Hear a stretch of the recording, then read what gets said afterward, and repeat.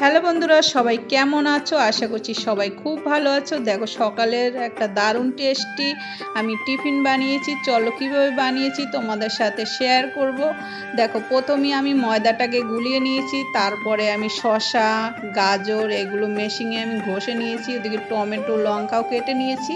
তারপর দেখো, একদম রুটি বেলা ঝামেলা ছাড়াই কিন্তু আজকের সকালের টিফিনটা আমি বানাবো আর তোমাদের সাথেও শেয়ার করব। দেখো, প্রথমে রুটিটা আমি ভেজে নিলাম, তারপরে দেখো এই যে কেটে রাখা আমি গাজর শসা সব দিয়ে দিলাম।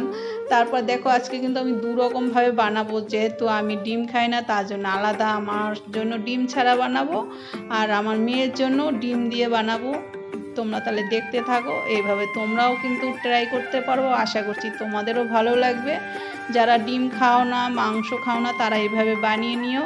আর এর ভিতরে যদি তোমরা পনির দিয়ে করো, নিরামিষ যেটা, সেটার পনির দিয়ে করলে কিন্তু খুব ভালো হবে। দেখো, আমি আগে আমারটা ভেজে নিলাম, তারপরে এবার মেয়ের জন্য আমি ভেজে নিচ্ছি ডিম দিয়ে।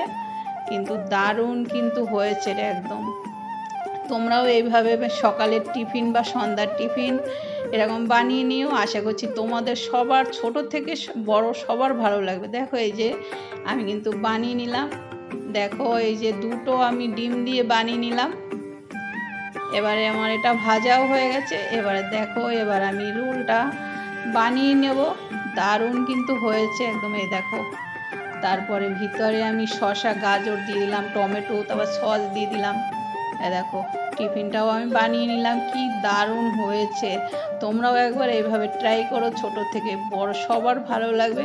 আজকের টিফিনের রেসিপিটা তোমাদের কেমন লাগলো? একদম কিন্তু রুটি বেলা ঝামেলা ছাড়াই আমি বানিয়েছি। দেখো, এবার আমি একটু ট্রাই করেও দেখব। আমার তো খুবই ভালো লাগছে, একদম ঝামেলা ছাড়াই। দেখো, সকালের টিফিনে দারুণ টেস্টি রোল বানিয়ে নিলাম। তোমাদের কেমন লাগলো?